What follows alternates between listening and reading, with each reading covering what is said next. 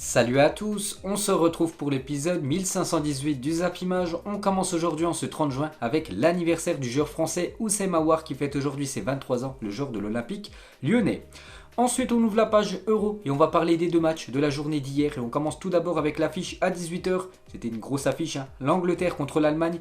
Donc le match se déroulait du côté de Wembley et c'est les Anglais qui se sont imposés 2-0 grâce à Harry Kane et Raheem Sterling. Donc l'Angleterre se qualifie en quart de finale, parfait pour cette équipe anglaise. Donc le débrief, l'Angleterre plus entreprenante l'emporte logiquement.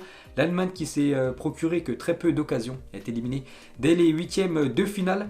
Donc l'Angleterre, c'est plutôt rare quand même que l'Angleterre élimine la Mannschaft, parce que l'Angleterre a éliminé l'Allemagne dans un tournoi majeur pour la première fois depuis 1966. Donc l'Angleterre a battu l'Allemagne à Wembley pour la première fois depuis 1975. Et l'Angleterre a battu l'Allemagne dans un tournoi majeur pour la première fois depuis 2000. Donc soirée de grande première pour cette sélection anglaise, souvent battue dans le passé par la Mannschaft. Mais hier, c'est eux qui se sont imposés et surtout c'est eux qui se sont qualifiés. Ensuite, toujours avec les Anglais, on va parler certainement du meilleur joueur anglais depuis le début de l'Euro.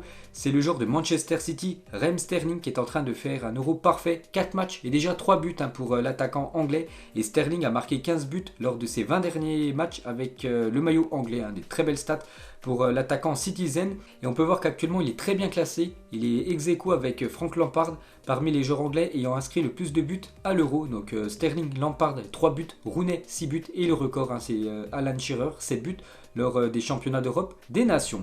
Ensuite, on va parler de l'autre buteur, c'est Harry Kane. Et Harry Kane, buteur ressuscité. C'est vrai que depuis le début de l'Euro, énormément décevant Harry Kane. Même hier, il a été décevant, mais il a été buteur. Et il lance enfin son Euro. L'attaquant de Tottenham, donc Harry Kane avec l'équipe anglaise, 58 matchs pour 35 buts et 13 passes décisives. L'attaquant anglais est impliqué dans 48 buts en 58 matchs avec la sélection nationale.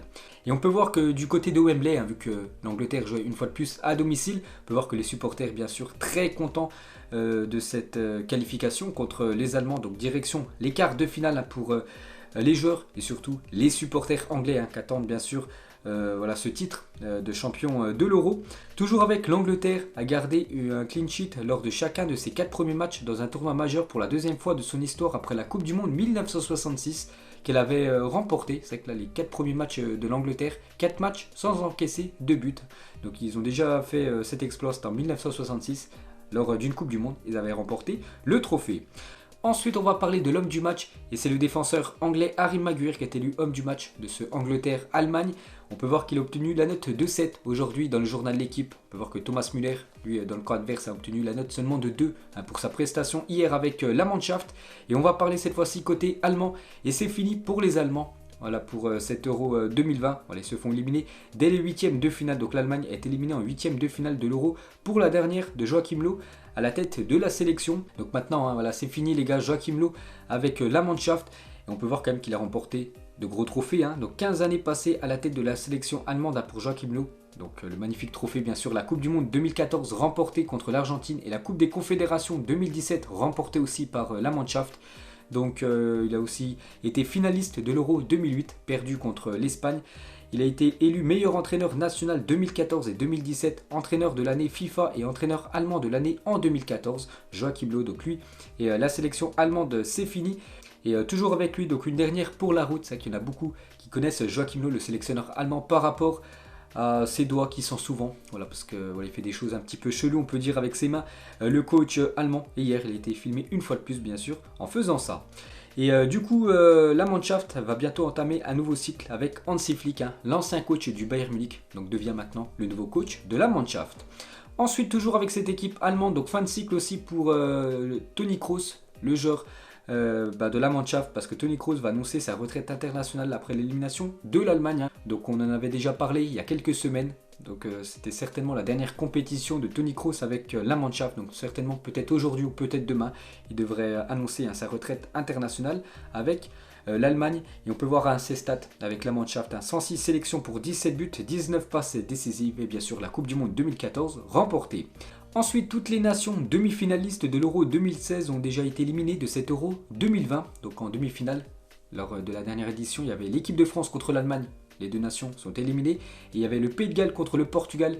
Et aussi, ces deux nations sont éliminées. Donc une petite info sur cet Euro. Et on va revenir les gars sur le groupe de la mort, hein. Vous vous souvenez, l'équipe de France, l'Allemagne, le Portugal et la Hongrie. Et toutes les équipes du groupe de la mort ont été éliminées dès les huitièmes de finale de cet Euro 2020. Donc voilà les grosses équipes hein, comme l'équipe de France, l'Allemagne ou le Portugal. Donc elles ont toutes déjà été sorties de cet Euro. Ensuite on va parler de l'autre match de la journée d'hier, c'était entre l'équipe de la Suède et l'Ukraine, et c'est l'Ukraine qui s'imposait 2-1 après prolongation, le but victorieux, donc le but du 2-1 a été inscrit à la 121e minute, voilà, dans le temps additionnel de la prolongation, donc juste avant la séance des tirs au but. Donc l'Ukraine est qualifiée en quart de finale, c'est quand même une surprise hein, parce que l'Ukraine avait terminé 3e de son groupe, la Suède première, et c'est l'Ukraine hein, qui se qualifie pour la suite de la compétition. Donc le débrief, le tournant du match est assurément l'expulsion de Danielsson pour un horrible tacle au niveau du tibia de Besedin au début de la prolongation. Derrière, les Ukrainiens ont fait le siège du but suédois et ont été récompensés dans les dernières secondes avec ce but victorieux. Donc on va parler de Tchechenko, le coach de l'Ukraine, donc meilleur buteur de l'histoire de l'Ukraine actuellement en tant que joueur et premier entraîneur de l'histoire à disputer les quarts de finale de l'Euro avec l'Ukraine, la légende Tchechenko. On va parler cette fois-ci de Zinchenko, est élu homme du match, le joueur de Manchester City. Félicitations à lui, hein. Donc Zinchenko est élu homme du match. Il est auteur du premier but ukrainien et de la passe décisive lors du but ukrainien à la 120e minute. Ensuite, côté suédois, donc d'énormes regrets hein, bien sûr pour cette équipe de la Suède. Et Forsberg, buteur hier, devient le deuxième meilleur buteur de l'Euro à égalité avec Karim Benzema et Patrick Schick, l'attaquant de la République tchèque. Hein. Félicitations à lui. On peut voir le classement actuellement des meilleurs buteurs de cet Euro, hein, toujours dominé par Cristiano Ronaldo, donc Schick, Forsberg et Benzema, deuxième tous ex-aequo avec 4 buts. Et toujours avec Forsberg, c'est 4 buts lors de cet Euro 2020 et 5 buts lors de ses 5 derniers matchs avec l'équipe suédoise, hein, toujours autant régulier. Le joueur du RB Leipzig.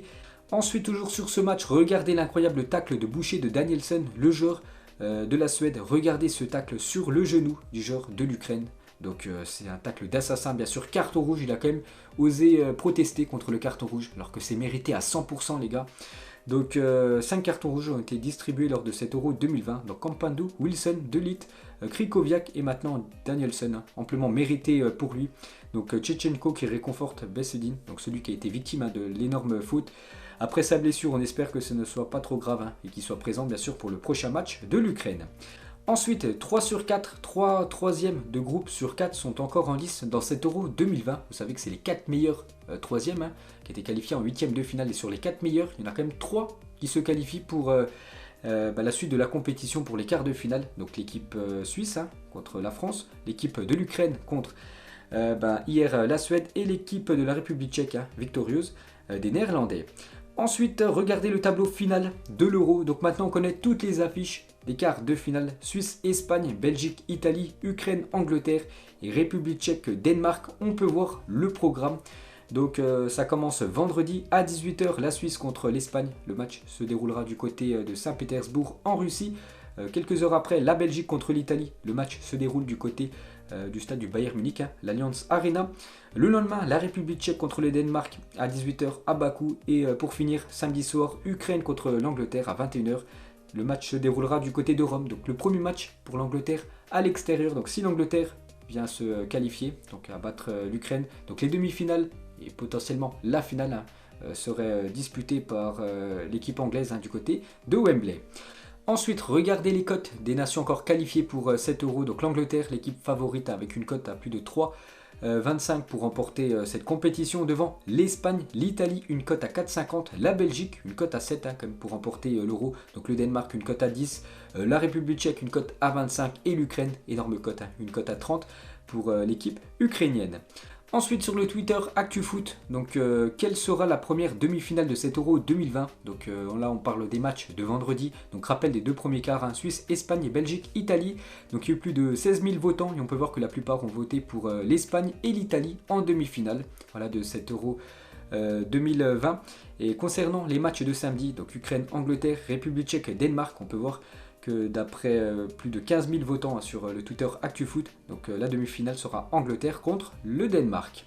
Et pour revenir sur l'Angleterre, donc les adversaires possibles de l'Angleterre pour accéder à la finale de l'Euro 2020, donc déjà en quart de finale, hein, on le sait, c'est contre l'Ukraine, et potentiellement, s'ils se qualifient, ça pourrait être soit la République tchèque, soit le Danemark en demi. Sur le papier, ça semble être une voie royale hein, pour l'Angleterre, pour aller jouer hein, cette finale à Wembley, dans son stade. Bon après c'est que sur le papier maintenant. il faut bien sûr le prouver sur le terrain. Ensuite, on va parler de l'équipe de France.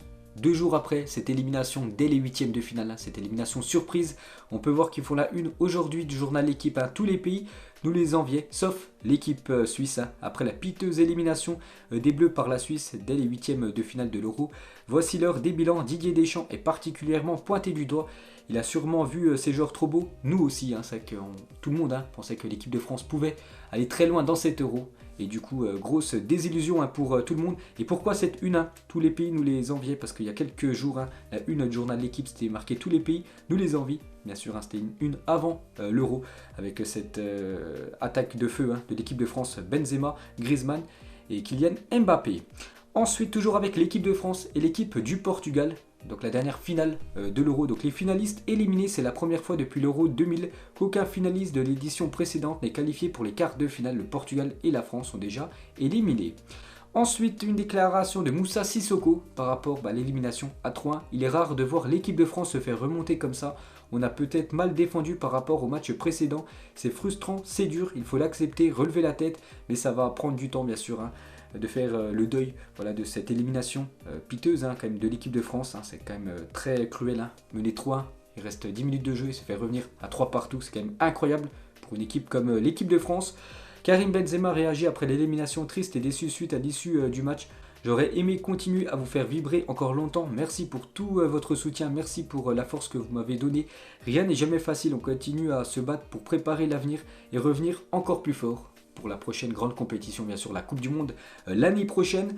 On va parler de Paul Pogba, certainement pour moi, je pense c'est le meilleur Français lors de cet Euro. Donc Paul Pogba a gagné 33 duels durant cet Euro, plus que tout autre joueur. Il a marqué un but, délivré de nombreuses passes vers l'avant et a ainsi apporté un énorme volume de jeu. Donc gros Euro de la part du milieu des Red Devils et fan de règne. C'est que cette stat, les gars, je vous la montrais souvent ces derniers temps. Donc c'est la première fois que le duo Pogba-Kanté perd un match en équipe de France. Avant c'était 22 victoires, 8 matchs nuls, 0 défaite et maintenant une défaite contre l'équipe suisse. Ensuite, on va parler de Kylian Mbappé. On sait tous que Mbappé est passé complètement à côté de son Euro. Et le joueur qui a touché le plus de ballons dans la surface de réparation adverse. 32 ballons touchés de la part de Kylian Mbappé dans la surface adverse de toute la compétition, avec malheureusement aucun but inscrit pour l'attaquant du Paris Saint-Germain. Ensuite, une déclaration de José Mourinho, l'entraîneur portugais, par rapport à Deschamps. Il a dit: Deschamps a eu tort. Avant une éventuelle prolongation, vous ne pouvez pas changer Griezmann à la 89e minute. À la fin, vous allez en prolongation et vous vous tirez une balle dans le pied parce que vous l'avez remplacé à la dernière minute. Vous savez que c'est Moussa Sissoko qui est rentré à la place d'Antoine Griezmann juste avant les prolongations. Donc l'équipe de France a mené encore 3-2. Deschamps pensait que les Bleus allaient tenir ce score. Malheureusement, non. Ensuite, on va parler de Noël Le Graët. Le président de la Fédération française de football est très déçu de l'élimination des Bleus et va discuter avec Didier Deschamps. Donc il a dit: je vais appeler Didier parce que je ne l'ai pas encore eu. Il ne faut pas confondre les choses, on a besoin de discuter évidemment. J'ai beaucoup d'affection pour lui, je connais les difficultés du foot. Ça tient à tellement peu de choses, il n'y a pas de logique économique dans le football. On est déçu, quand on mène 3-1, c'est surtout ce qui m'agace un peu, on doit gagner.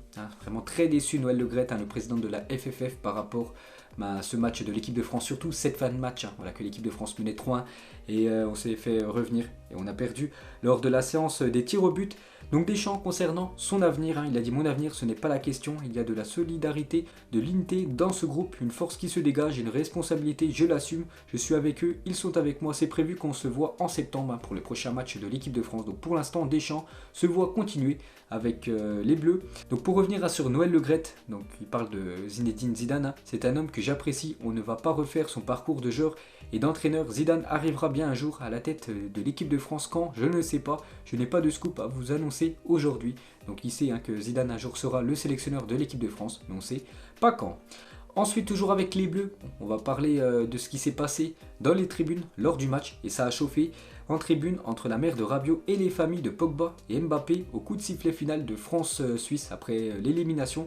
Donc une échauffourée a eu lieu en tribune avant-hier entre la mère de Rabiot et des proches de Pogba. La mère de Rabiot a reproché le ballon perdu par Paul Pogba sur le troisième but, sur le but égalisateur. C'est Paul Pogba qui a perdu le ballon contre-attaque et but dans la foulée de l'équipe suisse. Elle a aussi demandé au père de Mbappé de recadrer son fils pour qu'il soit moins arrogant. Donc voilà, la mère de Rabiot, les gars, il n'y a pas les deux mains mortes. Donc Fred Calange, donc un journaliste de TF1, il a dit « La mère d'Adrien Rabiot a eu un comportement totalement inapproprié. Elle s'en est pris aux parents de Mbappé, leur reprochant le statut de leur fils et le tir au but manqué lors de la séance des tirs au but. Toutes les familles étaient interloquées par cette attitude qui laissera des traces. » Vous savez que la mère d'Adrien Rabiot a déjà fait parler d'elle dans le passé, quand voilà, elle voulait que son fils gagne beaucoup d'argent du côté du Paris Saint-Germain. Du coup, c'est pour ça qu'il avait quitté le PSG, Adrien Rabiot.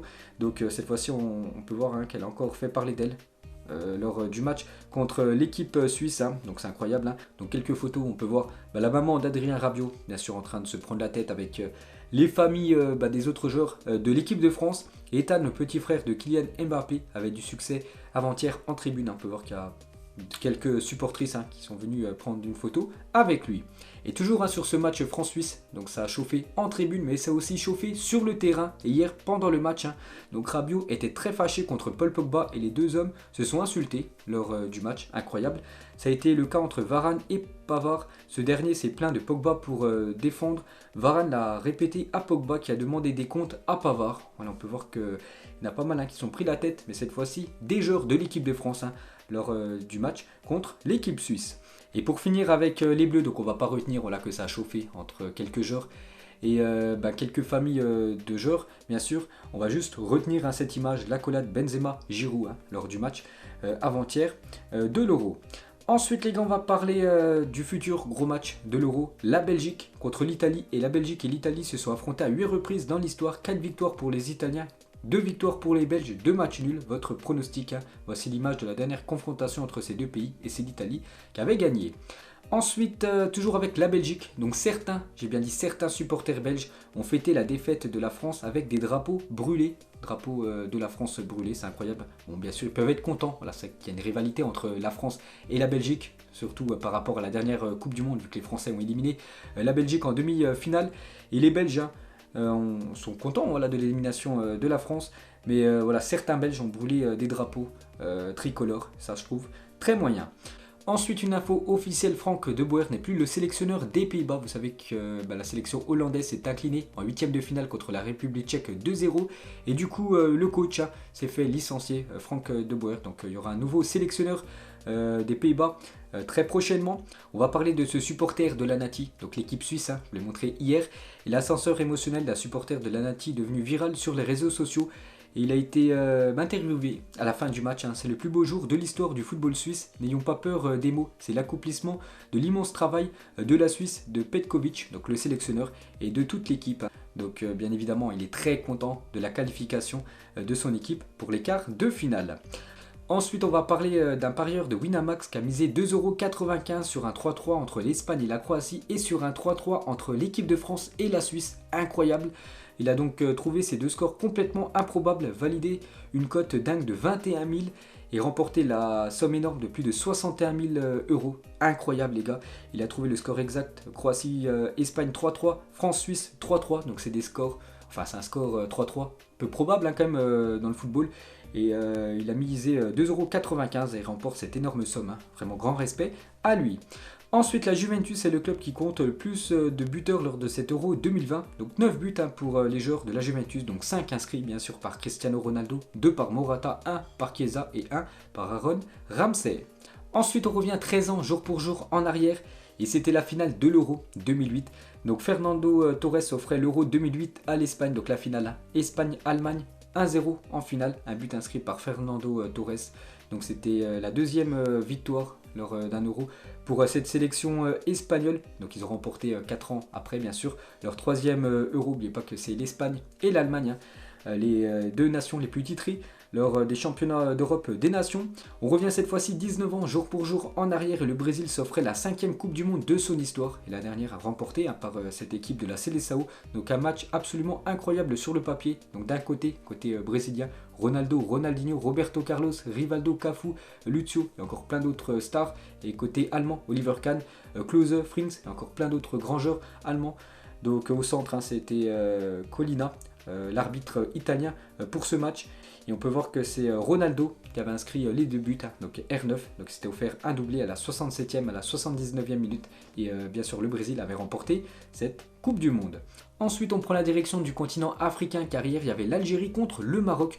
lors du quart de finale de la Coupe arabe U20. Et c'est l'Algérie qui s'est imposée face au Maroc au tir au but, donc il y a eu un partout dans le temps réglementaire, donc ils se sont imposés 4-3 au tir au but, et l'Algérie du coup se qualifie pour les demi-finales de la Coupe arabe U20, donc félicitations aux Algériens. Donc les Algériens qui affronteront samedi le vainqueur de Tunisie-Comores, programmé demain pour une place en finale. Pour le Maroc, auteur jusqu'à présent d'un sans faute, l'aventure s'arrête en revanche ici. Donc dans l'autre quart de finale, donc l'Égypte s'est imposée 3-0, donc l'Égypte, pays hôte, se qualifie pour les demi-finales. Donc ils affronteront le vainqueur de Sénégal-Arabie Saoudite, programmé demain en demi-finale. Donc voilà une petite info les gars concernant le football africain. Et pour finir ce zap image, on termine avec l'Euro. Et pour vous, qui va remporter l'Euro? Après voilà tous les huitièmes de finale finis, on peut voir toutes les affiches des quarts de finale. Pour vous, qui est le grand favori pour remporter cet Euro 2020? Donc voilà les gars, la fin de ce zap image 1518. Donc si ça vous a plu, un petit like et on se retrouve demain pour le prochain épisode. Ciao à tous.